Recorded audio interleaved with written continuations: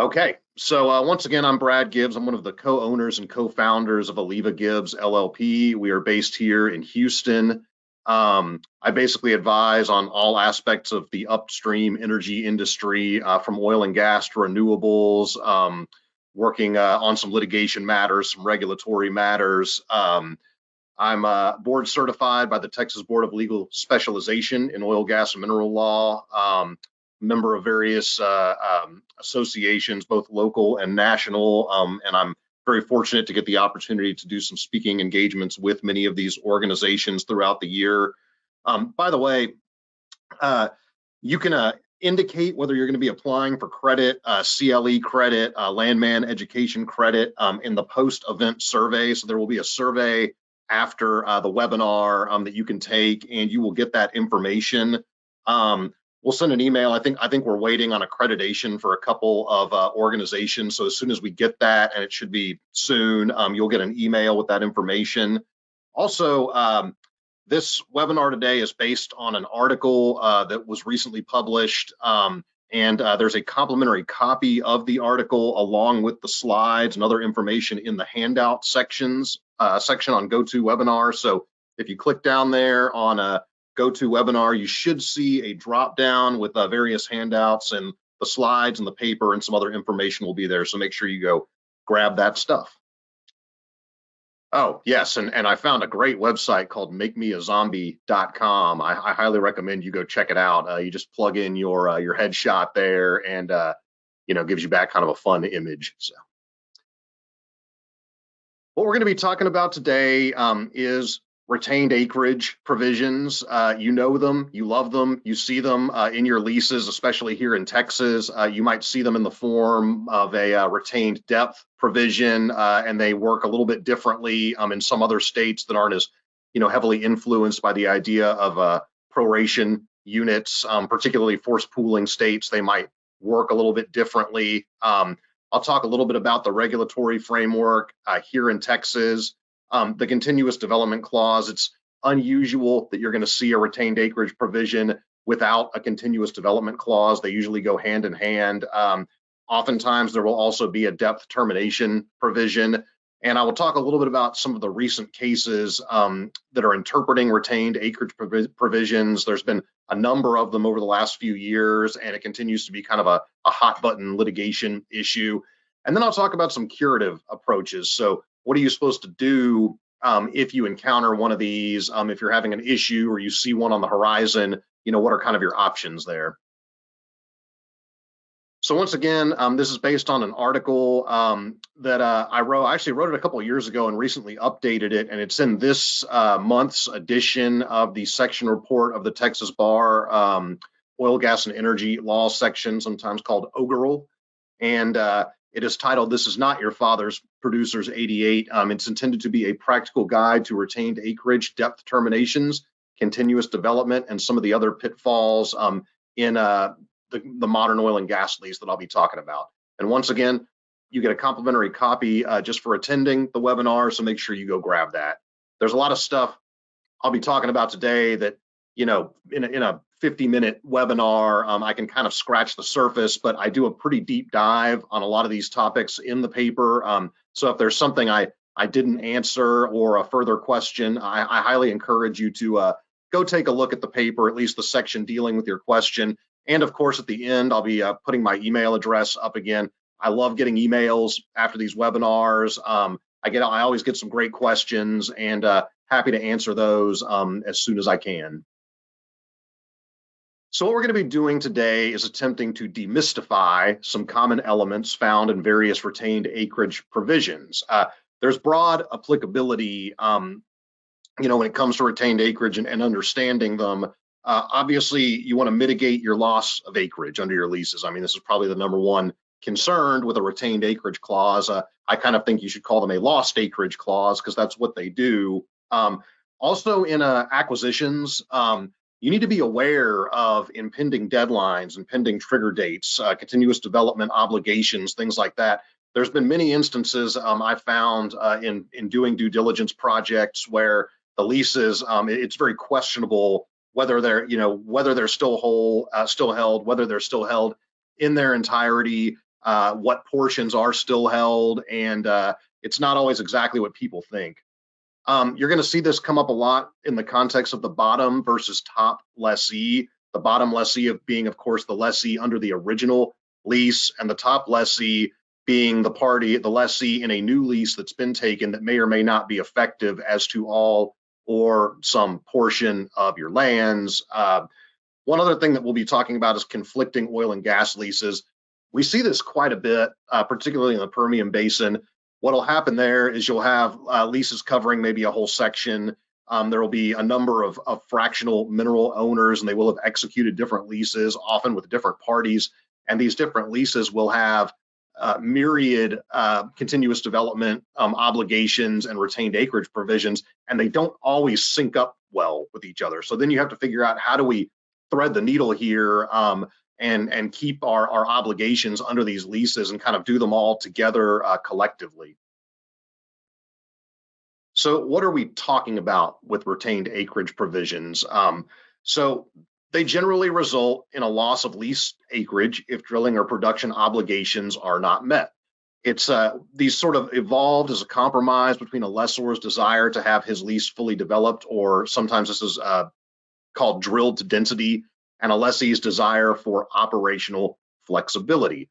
So obviously, lessors want to have as many wells drilled on their lease as possible. They don't want their entire lease to be held by a single well, especially if the lease covers a very large amount of acreage. They want some mechanism to ensure that their lease is going to be, fully developed, drilled to density, or have the opportunity to enter into a lease with another operator, or renegotiate terms. And I'll stop here for a moment just to distinguish the Pew Clause from the retained acreage provision. I think the terms get blurred quite a bit. I try not to use them interchangeably. Traditionally, a Pew Clause is dealing with pooled acreage, so you've combined multiple leases into a pooled unit. Some portions of maybe some of the leases are outside the boundaries of that pooled unit, and though that outside acreage is going to be lost. Usually at the end of the primary term, maybe at the end of a continuous development program, something like that. Retained acreage, it does operate similarly, but it has more to do with the acreage surrounding a particular well. It often has a lot to do with the regulatory filings, and it can operate with or without pooling. So a little bit of a distinction there. I think it's a good one to have in your head, and one that I'm going to try not to blur during this presentation. So there's several moving parts in a retained acreage provision, and these are fairly common to most of the provisions. So first of all, there's the habendum clause in your lease. These types of retained acreage provisions are sometimes called special limitations, and what they mean there is that it's a special limitation on the habendum clause. So the habendum clause allows you to hold the lease during its primary term and for so long thereafter as oil and gas is produced. If there's a special limitation, then you're probably going to lose some acreage. That's going to be a limitation on the expanse of the habendum clause. So once again, the habendum clause in an oil and gas lease conveys to the lessee the right to develop the minerals for a fixed number of years, usually 2, 3, 4, 5 years, and so long thereafter as oil and gas are produced. Now, what you also have here in play is the state government. They're going to have certain regulations in Texas through the Railroad Commission, through various regulatory agencies in other states that are going to determine how much acreage you need to get a permit to drill a well, obviously to protect the reservoir, to protect from over drilling, things like that. And that's where this often comes into play. And then, of course, you've got the courts and the common law. They're going to interpret the four corners of the lease first. They're going to say, what does this lease say? What did the parties actually bargain for? The lease itself implies the common law covenant to fully develop a leasehold. So this is at least some protection you have in the absence of a Pew Clause or a retained acreage clause. There is an implied covenant to develop the leasehold as a reasonable, prudent operator would. What is reasonable and prudent is often up for debate, and most of the cases don't stick enforcing the implied covenant to fully develop a leasehold. It's just, most operators are found to be, acting reasonably and in their own interest. So it's very difficult to say, hey, you have to come drill more wells on my land, make this capital investment under the implied covenant to fully develop a leasehold. But in egregious situations, it is there. And there's also this incorporation of regulatory rules when the lease calls for it. We will dive into that deeply during this presentation because that's where a lot of these issues arise. And of course, it limits the rights of the lessee. So the lessor, wants to have certain constraints on the lessee, and they don't want to trust in the quote unquote benevolent operator to fully develop their lease. So they're going to want to impose this special limitation on the habendum clause, also sometimes called an express development clause, and it will commonly look like a retained acreage clause paired with continuous drilling obligations or a depth termination provision. So now I'm going to move over and talk a little bit about the regulatory framework. And there's several steps you kind of go through when looking at the regulatory framework. So first of all, you've got an oil and gas lease. And Texas makes a big deal about this right to freely contract, your oil and gas leases and really any other contract or agreement in Texas. And I put that in quotations here because you don't really have the right to completely freely contract an oil and gas lease. You cannot contract around the regulation. You can't contract around the spacing and density requirements. So whatever you agree to in the oil and gas lease, one way or another is going to be superseded by what's known as the statewide rules. These are default rules, default regulations that impose, once again, that idea of density, spacing. However, in many instances, particularly if it's a legacy producing area, there's going to have been special field rules put into place. These special field rules take into account the fact that different reservoirs have different characteristics. There's not a one-size-fits-all rule. The oil and gas move and migrate through the reservoir depending on the porosity in different ways. And so there could be different density, spacing, and reporting type requirements in different areas of the state. These are called special field rules, and they supersede the statewide rules. So once again, these rules regulate well spacing, that's the distance between wells, well density, that's a minimum amount of acreage you have to have around each well, and production allowables, this is how much you're allowed to produce. Many areas are what are called open flow areas where there's not necessarily a production allowable. They are there. They kind of came up again during COVID when obviously prices crashed and there was some question about whether production allowables should once again be imposed. For the most part, it's fairly uncommon to see them imposed. So let's talk a little bit then about the statewide rules. The most commonly implicated rule or reg when it comes to retained acreage is Rule 38. So if your oil and gas lease incorporates regulations to determine what acreage remains after the primary term or continuous development ends, then you're going to want to know what those government regulations say. And Rule 38 is often going to be kind of the baseline or the starting point. This is, of course, statewide Rule 38, assuming it has not been preempted, and in many cases it will have been by a special field rule. So you've got the oil and gas lease, you've got whatever regulations might be incorporated, and that's what the courts are going to interpret. So for all of this talk about the four corners doctrine, you can throw a lot of that out the window when it comes to retained acreage, particularly if it incorporates these outside regulatory rules. Let's talk a little bit about Rule 38 versus Rule 86. Rule 38 was first. It's been around a very long time.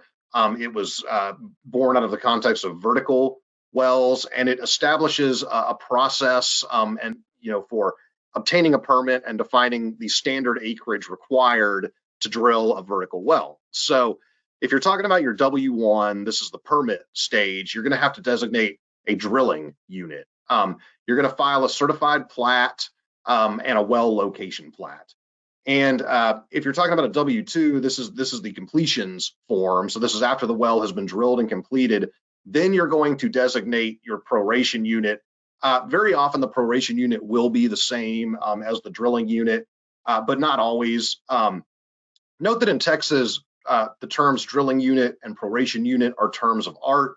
We do not recognize the spacing unit as a term of art. You will see that in other jurisdictions, but spacing unit doesn't really mean that much in Texas. So you want to be careful using those terms and make sure you're using the correct terms in your lease, in your retained acreage provisions, because if there's any ambiguity, it can sometimes lead to, results that you didn't want, and unforeseen things happening. So upon completion, you're going to file a Form P15. It's now the Form P16. Sometimes some older field rules still refer to P15. It can be either form, and or certified plats. And I say and or here because the field rules don't, or the statewide rules and the field rules don't always require certified plats designating your proration unit, showing the actual boundaries of your proration unit. I'm going to talk a little bit about why it's a good idea to file these plats, whether or not they are required, because sometimes when you don't file them, it's difficult to determine the exact boundaries of the proration unit, what was intended, and can lead to disputes down the road, particularly between bottom and top lessees. Again, the purpose of Rule 38 is to establish well density. This is how many wells you can pack into an area, and requires a minimum amount of acreage, usually at least 40 acres. Rule 86 was promulgated for horizontal drain holes. This establishes what's known as tolerance acreage. So you will have a basic amount of acreage you're allowed to designate for a horizontal well. And then under Rule 86 or under the special field rules, based usually on lateral length, you'll be able to add additional what's called tolerance acreage. So the longer you drill the well, the more of this tolerance acreage you can designate. And this is added to your unit, your proration unit, based on the lateral length of your horizontal drain hole. Once again, the purpose here is density and sometimes production allowables if they're in place. So again, special field rules, these are intended to address the particularities of individual mineral reservoirs. An example, there are many examples out there, but one I grabbed was the Sprayberry field rules adopted in 2013. This is the Sprayberry trend area. It provides for standard acreage. So for a drilling unit, you have to have 80 acres. For a proration unit also, you have to have 80 acres. It designates the tolerance acreage. You can get up to an additional 80 acres based on wellbore length for a maximum 160 acres. And to secure your tolerance acreage, you have to file a Form P15 designating your final sort of well location, and dedicating that actual acreage. Once again, now you often see it done in the form of a P16. You may file a plat depicting proration units. So again, under the Sprayberry rules, this is not required. It's basically voluntary, but it's a really good idea to do that, to go ahead and file that plat showing your proration units. So how do you put this all together then? Well, the bottom line is the best way to avoid losing your acreage is going to be a close reading of the lease, and an in-depth understanding of the applicable statewide or special field rules, including amendments, and then a strict adherence to the filing requirements for designating tolerance acreage. Pretty much all the cases I'm going to go through, they didn't do one of these three things, and I know it's easier said than done, but again, know what your lease says, know what rules apply, and then do what the rules say, and do it in a timely manner, and you will most of the time be okay, or avoid a lot of unintended results. There are some additional considerations. The field rules themselves, even special field rules, are not necessarily tailored to the specifics of a section of land where you might be developing. And as you know, most of Texas is not under the public land survey system. I mean, we use sections and lots and blocks and things like that. They're, often they can be 640 acres. Often they're not 640 acres. So when your lease is sort of tied to, or the field rules are tied to this idea of sort of standard 640 acre sections, if you have bigger or smaller sections, it can do some kind of funky things with your retained acreage provisions. one thing I've seen is kind of leaving these little narrow slivers or gaps between sections. So what you want to do then is ensure that any releases of undeveloped acreage precisely mirror the administrative filing. So don't, be careful about what you're releasing, be careful about, what you're designating, make sure it sort of mirrors what's in the lease and what's in the filings. Best practice is to file in the county a copy of your P15 or P16. This kind of provides notice to the world. Now, you can argue that, by incorporating the regulatory authority, that provides kind of notice within the lease to go outside of the lease and look at these filings and things. I'm not saying that's wrong, but what I am saying is that this is a way to kind of avoid getting yourself into those situations.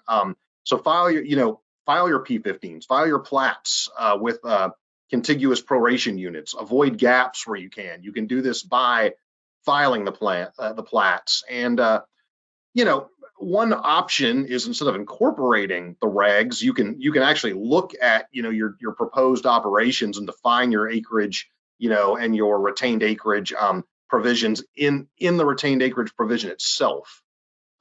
So again, the minimum requirements are, at least with the commission, file a form P15 if standard acreage, P15 or P16, and also with your tolerance acreage. So here's kind of a real world situation we ran into a few years ago and this was a top and bottom lessee situation. So there was a lease that covered what everybody sort of assumed was a standard 640 acre section. Well, it turned out it was not. It was a 660 acre section. These weren't, what you'll see in PLSS systems, is that there will be lots designated that pick up kind of the correction acreage, and you don't always see that in Texas. So you're stuck with kind of this non-standard acreage dedicated to each quarter section if you really kind of look at the surrounding circumstances. So that's kind of what we had there. There was 4 wells that had been drilled, one right in the middle of each quarter section. And the retained acreage provision said that after the continuous development program was done, each well would hold a 160 acre proration unit around each well and as close to a square as possible. So what happened there is then a top lease was taken, and the top lessee said, well, wait a minute, if you draw a perfect square around each well, you're leaving these slivers of land around. So we actually have these slivers drilled. The problem was the bottom lease operator now wanted to come drill, horizontal wells across this, and they can't drill off their proration units because somebody else has the rights in these slivers of land. So, we eventually worked it out and had these leases assigned, and the parties worked it out. But again, it was a situation that could have been avoided by possibly drawing the proration units a little bit differently, drawing them in a way, filing a plat that showed that they were contiguous. Once again, under the specific terms of this lease, it was a little bit of an odd situation, but, oftentimes you can avoid this by kind of drawing where you want your proration units to lie and kind of what they're holding. We've also run into this situation, which is assigning non-productive acreage. It's not always necessarily what was intended, but this is kind of the way this can play out. So one example of this would be an intent to assign all 640 acres to wells. We're assuming, this actually is a standard 640 acre section. However, separate 160 acre proration units were assigned to each of the 4 wells in the filing. So they gave them each kind of a separate 160 acre proration unit, with the idea being that they would all add up to 640. They didn't file a plat. So nobody really knows where these 4 proration units are supposed to be or what they sort of had visualized here. So what you kind of end up with is, if you draw them evenly across the section, you end up with proration units B and C, allegedly being held, but there's no actual well located on either of these. This obviously brings up some issues. In this case, it was another top and bottom lease issue. and an argument arose about kind of who owned what, the way that the way that the P16 was filed. What you'll see sometimes is leases that even specifically prevent this situation. They might say a lease that defines a production unit, the area of land can be around a well only. So it has to be, a well has to be physically within its boundaries. The lease might prohibit designating a production unit that does not physically contain the appropriate well within its boundaries. I've seen that phrase used in a lease. And also, a lot of leases with retained acreage might have a separate lease provision, and that also could preclude extending a non-producing proration unit if it says that, hey, after the continuous development program ends, you've got to have production on each proration unit. That would also be sometimes known as maybe a rolling style clause, continuous development clause, and I'll talk a little bit more about those. So another situation we run into is retained acreage provisions conflicting with pooling clauses. So what you'll sometimes see is in the body of the lease, there will be a pooling provision. In the addendum to the lease, there might be a retained acreage provision, and the addendum might say something like, notwithstanding anything in the lease to the contrary, these provisions will control. You end up pooling the lease, and then you've still got this sort of superseding retained acreage provision that you have to deal with that might, and depending on how you draw your proration units, even though you've pooled the lease, you could end up arguably losing acreage. There's two possible ways to avoid this. One is the mirroring approach, and that's merely making sure that your retained acreage provision kind of comports with and matches your pooling provision. Don't just tack this thing on, as a completely separately negotiated provision and expect that, if you then go pool the leases, it's going to sort of preempt that or fix that. Another way to do it is to sort of draft a preemptive pooling provision that says that, notwithstanding the retained acreage clause, if you pool the lease, that will, that will preempt the retained acreage provision. You could still have a pew clause in effect for portions of the lease outside of the pooled unit. This also comes up often because you've pooled the land, but you've got a retained depth severance provision. So what'll happen then is yes, you've kept the lease as to your pooled unit, but you've lost certain depths, even if you potentially pool the lands as to all depths, because the retained depth provision might say deepest depth drilled, deepest formation, things like that. And once again, if it's in the addendum of a lease and it supersedes the pooling provision, then you're probably going to lose those depths. So then how do you trigger a retained acreage provision? I've certainly alluded to this a few times now. This is what's generally known as the continuous development clause. I will take a minute for thanking Namoga here for this great little image of how all of our Halloween costumes are essentially made of oil, as everything else is. And so that's just kind of a fun little reminder there. So when is the retained acreage provision triggered?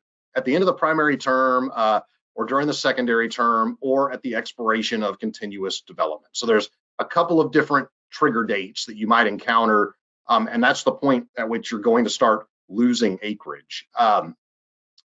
So how is it triggered? Well, there's going to be an initial producing well, and then the continuous development clause is going to require additional wells with no lapse in a certain set period of time. So that could be 60 days, 90 days, 120 days, 180 days, whatever that may be.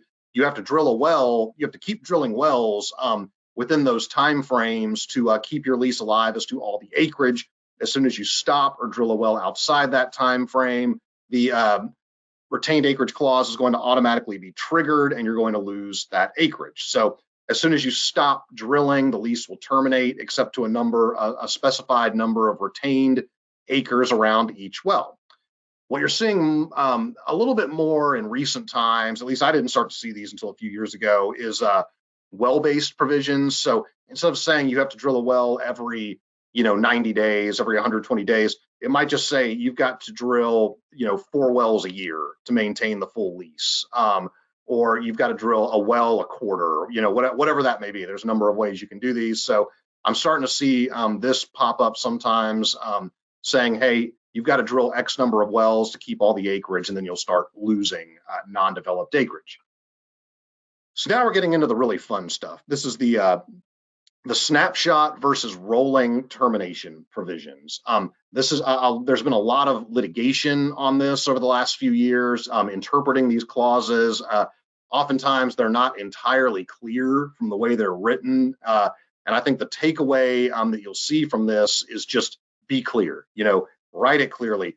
The courts have adopted the snapshot versus rolling terminology. You can use those labels, say this is a rolling termination clause, this is a snapshot termination clause. I mean, just be as clear as you can to sort of with the intent behind the provision. So a snapshot termination provision in a CDC is one that holds all of the proration units as long as production is maintained on at least one proration unit. So how does this come up? Let's go back real quick to my my image here. So what we're talking about there is, you've got your lease, you've drilled 4 wells. Let's just say by the end of the primary term, or by the end of continuous development, and then one of these wells or a couple of these wells stop producing. The question is, will those proration units still be held by those non-producing wells? Well, the answer is yes, they will, if it is a snapshot provision. So that takes a snapshot at the time that the continuous development or the retained acreage clause was triggered. And as long as one well anywhere on any proration unit keeps producing, it's going to hold all of the acreage. Now, lessors, for obvious reasons, may not like this. They may want to negotiate or construe a provision as a rolling termination clause. This provides an automatic release of proration units as they become non-productive. So back to my example, as each one of those wells stops producing in paying quantities, that acreage is going to be lost, and you'll continue to obviously maintain the acreage that's producing. Courts do not favor rolling termination. They don't like forfeitures. They like to err on the side of holding the parties to what they negotiated for. So they don't interpret them to exist unless the continuous development clause includes clear, precise, and unequivocal language. So this is the test. This is what you see the courts use. They say, is it clear, precise, and unequivocal? So that's a very high standard. You want to just be, maddeningly clear about these things. And in fact, I would argue that even under this standard, some of the rolling termination language that has been found to create rolling termination is not as clear, precise, and unequivocal as it could be. And the language has to be, you can give it no other reasonable meaning. So another way of creating rolling terminations is, again, the separate lease clause. I alluded to this earlier. This means that after the expiration of the primary term or continuous development, each proration unit is going to be treated as a separate tract. So at that point, you've got essentially a separate lease surrounding each well, and you're kind of bound by the terms of that lease as it pertains to that well. So here are a few examples. The first is Chesapeake versus Energen. This was a case that was found to create a snapshot provision. In this one, they said the lease terminates at the end of continuous development as to all acreage except each proration unit established under the rules and records of the Railroad Commission, upon which there exists a well capable of producing oil or gas. So the argument here was, does this last phrase, in which there exists a well capable of producing oil and gas, mean rolling termination? If you've got a well that stops producing on a portion of the lease, couldn't you argue that that's no longer a well capable of producing oil or gas? Well, what they said here was all that matters is when this was initially triggered. It's not clear, precise, and unequivocal. And if it's a coin toss, if it's ambiguous, the courts are going to err on the side of snapshot. They're going to err on the side of keeping as much acreage as possible. You see that again in the Apache Deepwater case, where they said lessee covenants to release this lease except as to each producing well on said lease, operations for which were commenced prior to or at the end of the primary term, and the proration units as they may be allocated to said wells under the rules and regulations, whichever is greater. So again, This was found to be just not clear and unequivocal enough to create rolling termination. This was found to be another snapshot. Now, here's a couple where they actually have found for rolling. And again, you could probably even be more clear than these. So I'm not saying just copy and paste these into your lease, and hope for the best. I think you can be even more clear about what you intend here. But in Hunt Oil versus Dishman, the clause said production or operations will maintain this lease in effect only with regard to proration units with producing wells or wells under development, and the lease shall terminate as to any such part of the leased lands lying outside. This was found to create rolling termination. To me, this clause doesn't read that differently from the Chesapeake versus Energen clause, but here they did find that the idea was that, especially by using plural proration units with producing wells, that there was this idea baked in that you could only have a portion of the lease continue to be held by production. Another one was in the NAFCO case. Production of gas on one 160-acre tract will not maintain the lease as to gas rights in another 160-acre tract because the right to production of gas is limited to a designated 160-acre tract around each well. This one to me reads, kind of like a separate lease provision, and they found that that was enough to create rolling termination. Here's another situation that's come up, and we've also seen this come up, or I've also seen this come up in regard to term assignments that have kind of retained acreage language in the term assignment, and that is reclassifying a gas well to an oil well. In the PPC acquisition case that came down last year, there was a gas well with a 640-acre proration unit that was reclassified as an oil well with a 160-acre proration unit. So they reclassified it. They gave it a new proration unit with less acreage. There was 3 leases at issue. They were past the trigger date for the retained acreage provisions, and they did not have identical retained acreage clauses. So I kind of talked about that at the beginning. You've got to be careful when you've got different leases with different provisions. So what was at issue, obviously, was whether this reclassification reduced the acreage from 640 to 160. And the court looked at this like any other rolling versus snapshot situation. 2 of the leases did not include clear language for rolling termination. So even with this reclassification and new 160-acre proration unit designation, they were still held as to all 640. There was a 3rd lease that said operations on or production from any well production unit will perpetuate this lease only as to that well production unit. This lease shall terminate as to each well production unit respectively 60 days after the date the production from and operations with respect to each unit ceases. The court found that this created rolling termination. This the court said this one contemplates the idea that you might have different wells holding different production units. Therefore, this lease is lost. So once again, you might also see this kind of language or this type of situation arise when it comes to farm outs or term assignments that have, retained lease or retained acreage provisions in them. So then what about timing? Timing is everything. Timing is what often screws this up. Late filings, late designations, missing deadlines, miscalculating how much time you have.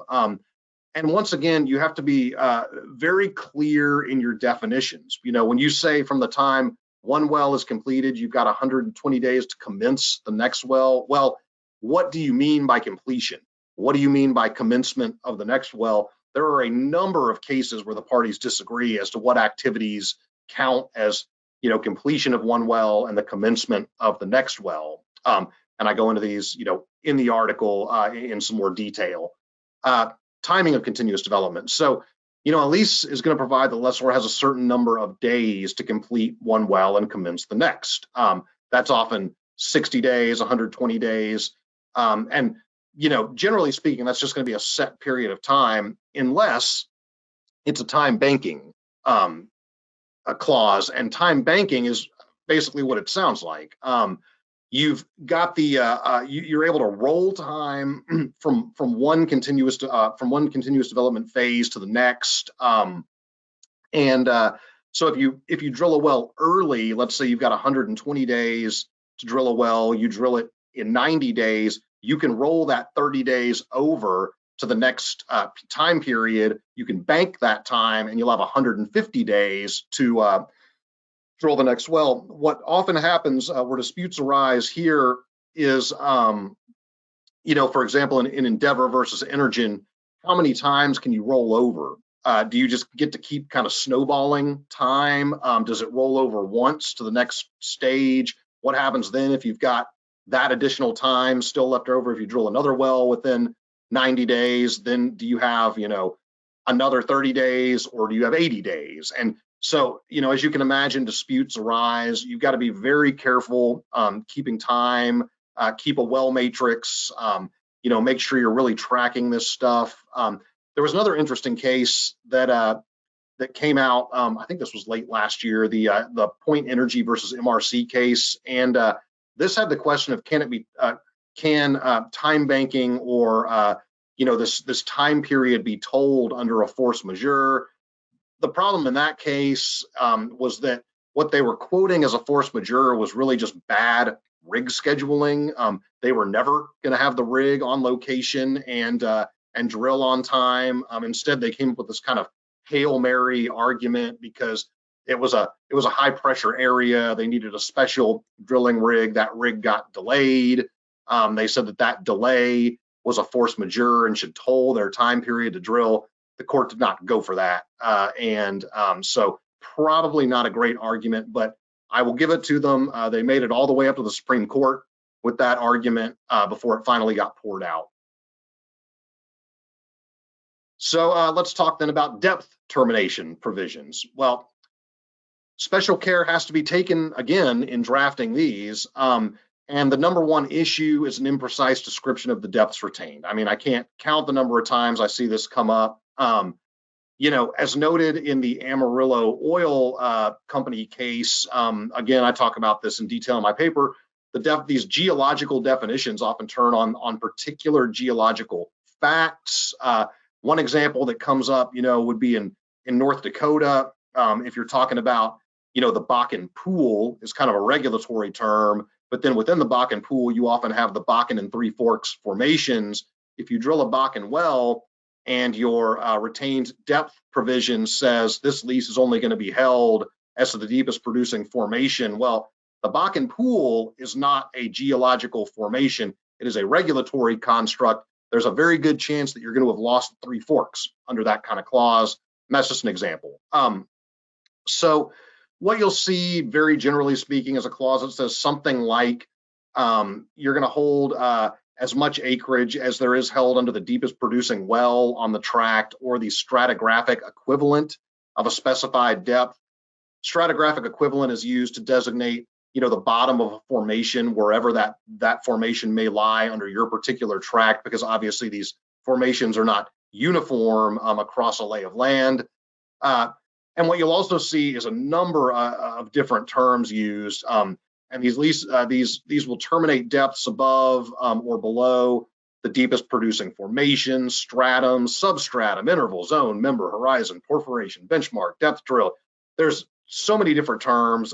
They are often not precisely defined, particularly by the parties, and they might have a different meaning depending on that exact reservoir, those exact formations, how they're in pressure communication with each other. So you want to, again, be very careful just grabbing a term like interval or zone out of your hat when you intend to keep the entire wolf camp. When a retained acreage clause or continuous development clause is coupled with a depth termination provision, it also leads to issues. One dispute that I kind of delve into in the paper is the EOG Resources versus Wagner and Brown case. This had to do with the phrase 100 feet below the deepest producing interval is obtained in the test well. The court found that this was less than the full formation, so it turned on the definition of interval. This was actually, really it had to do with casing head gas in this case.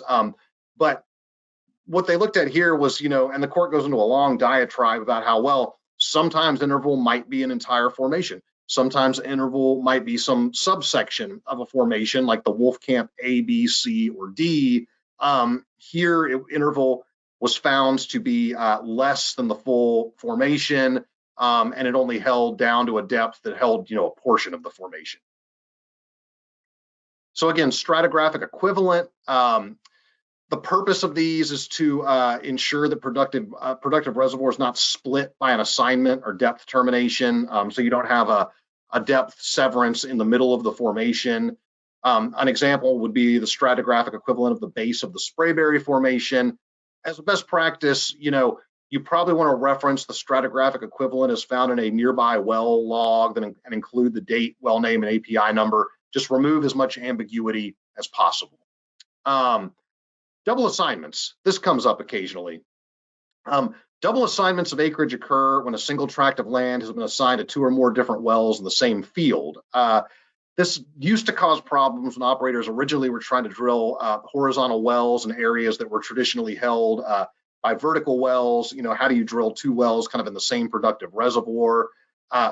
Rule 40 was enacted that sort of allowed you to do that, but it had some constraints just as to how the permits were able to be handed out. And they've now expanded Rule 40 in the last couple of years to broaden operators' ability to make multiple assignments of acreage. That's what they call it now.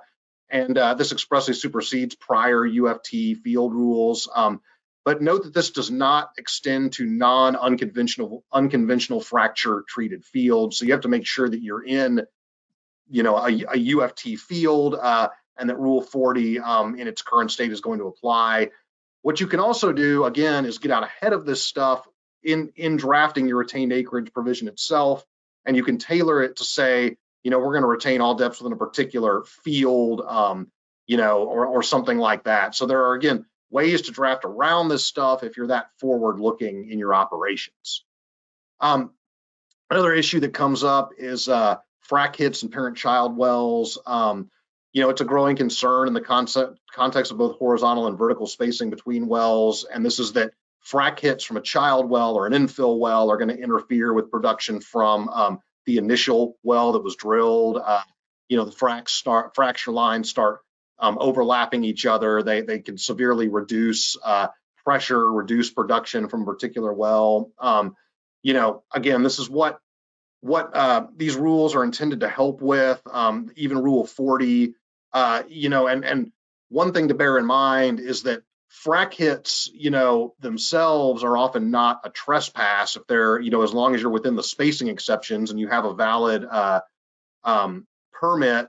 And there's really not much law controlling frac hits over a depth severance. So you can drill, and there's not really spacing. There's not like a Rule 37 spacing requirement for a depth. So you can drill right down at the bottom of your depth and frac down into the depth below. And that's probably not a trespass. And people aren't always super happy to hear that. One thing to bear in mind is that as the technology increases, frac hits grow larger, longer.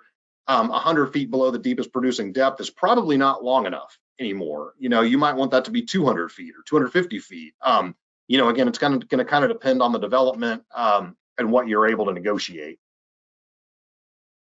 So quick note on horizontal versus vertical Pew clauses. I think I've got about 10 minutes left here. I think I'm just going to make it under the wire. These terms are often used interchangeably, and they really shouldn't be, but even courts mess this up. Lawyers mess this up, leases, scholarly articles, and so I'm going to try to draw a line in the sand here that I think is correct, and I'll probably get some hate mail after this because I think I always do when I bring this up. But be careful using terms like horizontal Pew clause and vertical Pew clause. In fact, avoid them really if possible. Most courts, when referring to a horizontal Pew clause, define it as releasing certain depths on the basis of a horizontal plane, and a vertical Pew clause as a release of surface area on the basis of a vertical plane. You will often, though, see somebody say, hey, my vertical Pew clause released all the depths below the wolf camp. People know what they mean, but that's probably misusing vertical Pew clause. So just be careful using those terms. Make sure both parties understand what is meant there. On I'm going to run quickly through a couple of recent cases construing retained acreage provisions. The takeaways here are going to be knowing your field rules. What does it mean when you say acreage prescribed and failure to assign? And once again, it can be advisable to use self-contained retained acreage provisions that do not incorporate outside rules. Knowing the applicable field rules. So in the ConocoPhillips versus Vaquias unproven minerals case, the question was whether Conoco got to keep 40 or 640 acres around each well. Obviously, a huge discrepancy. So Conoco's lease incorporated regulatory authority. The field rules provided for spacing. In other words, Rule 37 or the distance between wells, but not density. So what the court said was Rule 38 then, as the statewide rule, is incorporated by reference. Statewide Rule 38 provides for 40 acres minimum around each well. Conoco was able to keep 40 acres instead of 640. They had to release 15,000 acres from a 20,000 acre lease. Obviously, a terrible outcome. The takeaway here is if you decide to incorporate these regs, you've got to know what you're agreeing to. Have you actually gone to look at the field rules? What do the field rules say? And the court said ConocoPhillips may not have fully anticipated the consequences of tying the retained acreage clause to field rules. So make sure you are fully anticipating those consequences. In the XOG versus Chesapeake case, you came up with this kind of Jones v. Killingsworth style prescribed prescribed language. And what they said here, and this is permitted versus prescribed. Once again, we had XOG's lease incorporating governmental authority. Chesapeake designated proration units less than those prescribed under the field rules. So it came down to what do they mean here when they say prescribed? Well, this was a rare case where Chesapeake had designated less acreage, but it actually worked out in Chesapeake's favor. Fairly unusual in these cases. Chesapeake got to keep more acreage than they designated because the court said, well, the field rules prescribe more acreage. I would not count on this saving you. This is a fortunate outcome for Chesapeake, but not one that I would want to hang my hat on. In Endeavor versus Discovery, we had a failure to actually assign acreage to a proration unit. So once again, we had a lease that incorporated government authority. The provisions required that Endeavor assign acreage to a proration unit. Endeavor failed to timely assign the full available acreage, including tolerance acreage, and they came back and said that we should be able to keep more acreage. They said, look, the Railroad Commission assigned the acreage here, not us, the operator. And the court said, no, the Railroad Commission sets up a framework for doing this. The Railroad Commission does not actually assign anything. You, the operator, have to assign. Because Endeavor only assigned 81 acres to each well instead of the maximum 160, that's all it got to keep was the 81 acres. So my last couple of slides here, I'm just going to quickly touch on some general curative approaches. It's usually going to be a mix. It's going to depend largely on what's going on. Have these clauses already been triggered? Are they about to be triggered? How different leases might work together if there's different provisions in play.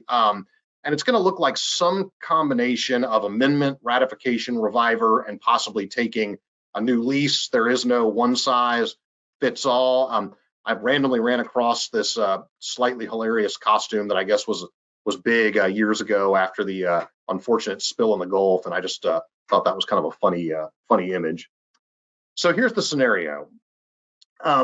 You've got, and this is kind of pieced together from some different things we've seen over the years. You've got multiple leases authorizing 640-acre pooled units. An addendum to each lease provides that the lease will terminate at the end of continuous development as to acreage dedicated to proration units, and only as to those depths from the surface of the deepest producing formation. The leases are pooled, but again, smaller proration units are actually designated for the various wells, and only the shallow depths are developed in this first pass. These leases all have different primary terms and conflicting continuous development programs. So what happens then is the operator later wants to come back and develop a deeper depth. And you run into lots of questions as to, okay, which leases are held as to what, and what are we supposed to do about it? So what you're going to have to do is you're probably going to have to amend the leases to include new retained acreage and depth provision language that's subordinated to your new pooling clause. You're going to have to possibly reset the continuous development period to start from a set date to get the leases aligned with each other. Reviver, if you've already lost acreage, you might have to go through the reviver process, which is more like, it's using the same lease, but it looks more like a new lease or a present grant with new consideration, things like that. There's also lease tolling agreements. You can sometimes get people to agree to add some additional time to drill an additional well. And this is going to be, probably a side letter agreement type format. Real quickly, ratification versus reviver, in case you're not super familiar with these terms. Ratification is generally defined as an agreement confirming a lease by the original lessor. It does not affect a present conveyance of a terminated lease, but it binds a mineral owner to an otherwise defective voidable lease. So, ratification is generally you might see it with remaindermen and a life tenant. You might see it with NPRIs ratifying a pooling provision. So there are some instances where ratification and or amendment, might be the right way to go. In other instances, you might be, wanting to use reviver. This is a new grant of the mineral leasehold estate following a termination of a lease. To be effective, it's got to specifically reference the revived lease. It's got to acknowledge that it's still valid, include words of present grant, and a recital of new consideration paid. So it's really, it's a new conveyance, and for all intents and purposes, it is a new lease. So that is it. I really appreciate you guys joining me today.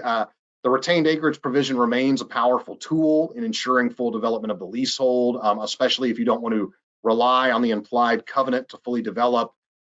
Obviously, look, if you're running into issues, talk to your attorney, talk to a really experienced landman, because these things can be very convoluted. There's been a lot of case law recently. There's been a lot of changes, and they require a very careful and informed reading. I also included some Halloween homework here, which is to watch the movie Unearth, a fracking horror story that came out in 2020. Spoiler, I've never actually seen it. I just happened to run across it when I was putting this together, and I'm sure it is very fair and balanced industry commentary. Amazingly to me, it has a 71% rating on Rotten Tomatoes, though the crowd ratings were only a 32% in the popcorn meter. And I particularly enjoyed Eric L's review of the movie in that it is a rancid piece of crap, and that's its good point, and it goes downhill from there. So take that as you will. I'm probably going to have to watch this thing at some point, just out of pure curiosity. And that being said, thank you guys so much for joining me. Here is my email address. Here you can link to my connect to my LinkedIn. Once again, make sure you look down at the handout section to get, if you're going to be applying for credit, look for the survey, grab a copy of the article, grab a copy of the slides. And once again, thank you so much for joining me today, and I'm looking forward to the next one.